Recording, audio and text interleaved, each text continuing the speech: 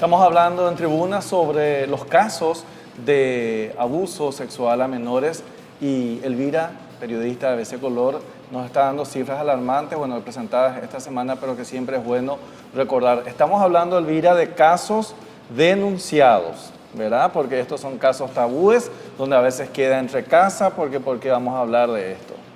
Datos justamente de las Naciones Unidas indican que entre 15 a 20.000 casos por año prácticamente ocurren.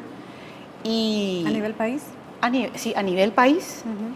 Y que, por supuesto, el miedo hace que la impunidad, por supuesto, sea cada vez mayor y por ende no lleguen también a ser penalizados. Y por ejemplo, el caso bien específico de la Secretaría de la Niñez y la Adolescencia que manejan, Asunción y Central, 54 casos denunciados oficialmente, de los cuales no tienen porcentaje cuántas quedaron embarazadas y eran abusos a menores. Sí. O sea, no estamos ni siquiera hablando de adolescentes, Sí. a menores. Es muchísimo y que se atrevieron a hacer la denuncia. Así mismo. Y dos casos, ahora que me recuerdo, el año pasado también, 2 casos de menores que llegaron a término el embarazo en Encarnación. Doctor, justamente en ese sentido, ¿cuál es el campo? Doctor y Elvira le pregunto, pero ¿cuál es el campo donde deberíamos preguntar qué pasa, por ejemplo, con esta criatura de 10 años embarazada? ¿Qué es lo que se recomienda? Por un lado, obviamente, vamos a hablar de que desde el punto de vista religioso o desde el punto de vista moral probablemente hacer un aborto no corresponde. Pero esta criatura debería estar jugando, todavía ni dejó la muñeca, va a ser mamá. ¿Qué corresponde hacer en estos casos? Primero tiene que ser correctamente evaluada. Todo el caso tiene que ser correctamente evaluado por un equipo técnico capacitado, no por cualquier persona. Y eso es fundamental. Y ahí se va a saber en cada caso qué es lo que se puede hacer, porque todo esto es muy complejo. Yo no sé si podemos poner el material que tengo preparado para ahí, entonces, quiero mostrar nomás cómo es de complejo el tema. Sí. Y yo, ahí está, doctor. bueno. Factores individuales en varones. No, no es la diapositiva, disculpen, quería mostrar cómo será la estructura, por eso pedí un número. Sí. El tema es que cuando se va a producir un abuso, para hablar un poco de la dinámica, el abusador tiene que atravesar 3 barreras. Uno es la barrera propia, individual, no es que yo hago nomás. En segundo lugar, o sea que sus barreras internas. En segundo lugar, tiene que atravesar las barreras externas, porque ahí está, por ejemplo, la madre, el padre, la sociedad, los vecinos que controlan. De alguna manera hay un control, la policía, la justicia, eso es una barrera que también impide. Y la persona se tiene que animar a atravesar eso. Y por último, tiene que vencer la resistencia del chico. Entonces, por ejemplo, ¿cómo se puede vencer la barrera interna? Hay de por ahí un impulso sexual, hay ganas de tener relaciones, pero una barrera interna que nosotros llamamos en psicoanálisis el super yo le impide. Sin embargo, por ejemplo, tomando alcohol, aparece una desinhibición y entonces baja la barrera. Otra cosa que baja la barrera interna es el tabú del incesto, o sea que cuando no existe, por eso es más fácil que ocurra en caso de padrastro. ¿Por qué? Porque no está el tabú del incesto. Y peor todavía cuando la edad del abusador se aproxima más a la edad del menor que al de la mamá, porque esos casos se dan, digamos, el abusador a veces es la pareja de la mamá y la mamá tiene, digamos, el abusador tiene una edad intermedia entre la niña y la madre. La madre. Entonces ahí esa es una situación de alto riesgo. Y si esa persona además tiene un trastorno mental, que es muy frecuente acá en Paraguay, y con el alcohol y todo lo demás, la falta del tabú del incesto, entonces es mucho más fácil que se produzca.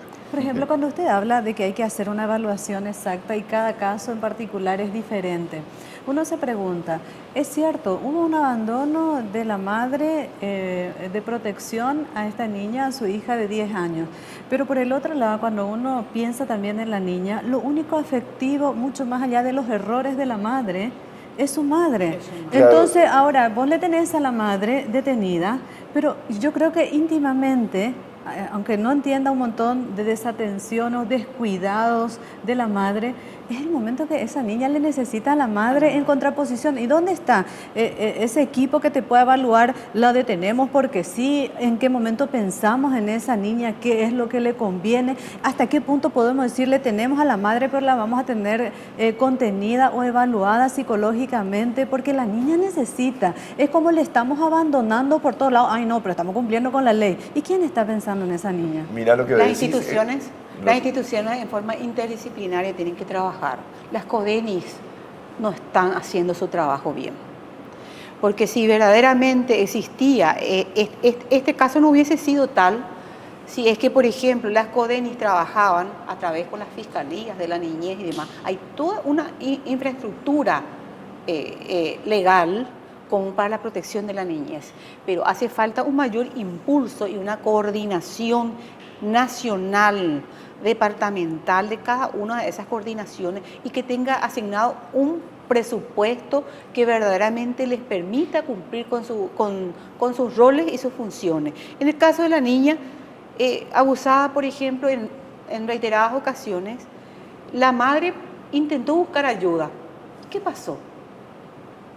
El fiscal dejó por falta de pruebas porque no tenía ¿cómo se llama? El tema médico, diagnóstico. el informe psicológico y médico, Sí. por ejemplo. Entonces se quedó nada más que ahí. No se intensificó ni no hubo, por ejemplo, una necesidad del profesional como para poder llegar al fondo de la cuestión. Solamente se lavó las manos y dijo, bueno, no existe esto, y entonces quedamos así. Y llegó a este caso. Y como este es el más emblemático y representativo, porque es lo actual, existen miles, muchísimos, y que no encuentran eco favorable en las instituciones, porque no hay una coordinación laboral estatal con presupuesto. O de lo contrario, por ejemplo, dice, bueno, no tenemos suficiente presupuesto como para irnos hasta tal lugar, tal kilómetro, y tenemos ahí el caso de esta niña. Entonces, es todo un replanteo presupuestario, social, para poder hacer cumplimiento legal y principalmente brindar los derechos fundamentales a los niños, a los Proteger a adolescentes. los Porque niños. finalmente no son casos aislados. No o sea, son que es una- casos es una aislados. cuestión de la realidad social. Doctor, Claro, ¿qué decía? no, Algo yo hace quería rato. decir con relación a lo que dijo ella, que es muy importante, yo creo que es fundamental. Por eso es que se tiene que evaluar muy bien, porque ¿qué pasa? La madre puede haber tenido un tipo de descuido, pero lo que sabemos en la investigación en salud mental, que si la madre permite, por así decirlo de alguna manera, o no se da cuenta, es porque tiene una estructura mental probablemente, no sabemos, por eso no me quiero referir al caso particular, pero probablemente relacionada con un abuso en su infancia también. Entonces, ¿qué pasa? Ese abuso va a hacer que sea una madre con incapacidad para tener el cuidado adecuado. O por ejemplo, una persona que creció en un ambiente incestuoso o polincestuoso. Por supuesto que no va a tener las condiciones para proteger a su hijo.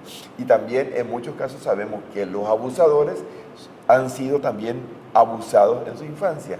Entonces lo que de por Es ahí un uno hace círculo vicioso. Es un Sí, círculo. sí. Entonces por eso hay que tener mucho cuidado, no es cuestión de apresarle nomás Sí. a la Por eso. mamá. En este que- caso es lo que Gloria decías. ¿Quién Claro. hoy está con esta Claro. criatura? O sea, ¿es acaso... Y eso es importantísimo. salvo fundamental. caso la madre también tengan prueba de que la madre también sea una abusadora, en esos casos se aparta. Pero la contención para una criatura que quedó necesita? absolutamente sola. Buena o ¿verdad? mala, pero dio un ejemplo, como Elvira nos estaba haciendo recordar. Ella demostró preocupación, las estructuras no funcionaron y ahora le tenemos con doble problema. O sea, ¿cuántas veces, seamos honestos, ¿verdad? A uno te cortás y lo primero que decís es mamá. Sí. Vamos por ahí. A papá solo le buscamos para decir dónde está mamá, ¿verdad? En el caso de que una familia claro, sea completa. pero entonces es es real, eso, es para real, una lo digo, niña. porque así ahora.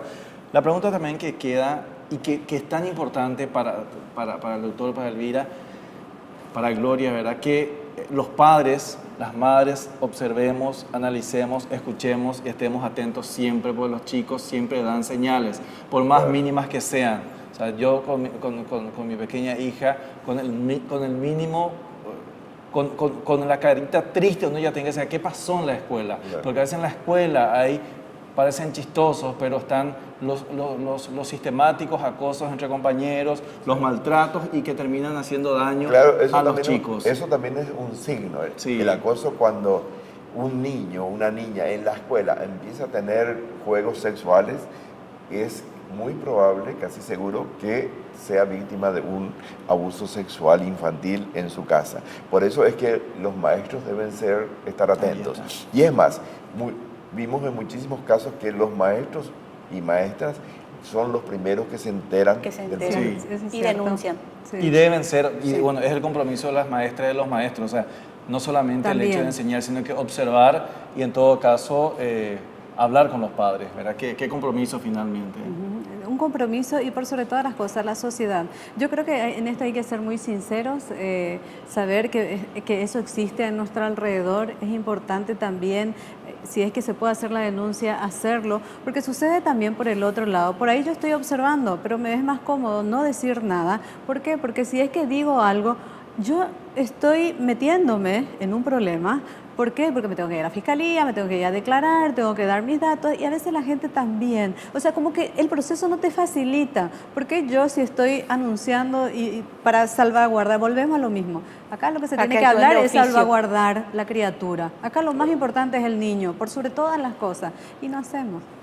Bueno, se nos fue el tiempo. Doctor José Vera, muchas gracias por su tiempo. No, muchas gracias a ustedes por la invitación. Ha sido un placer compartir con ustedes. Igualmente esperamos seguir hablando de este tema, Elvira. Bueno, ¿cómo estás viendo el tratamiento finalmente de los medios? Mucho rating, mucha búsqueda de rating.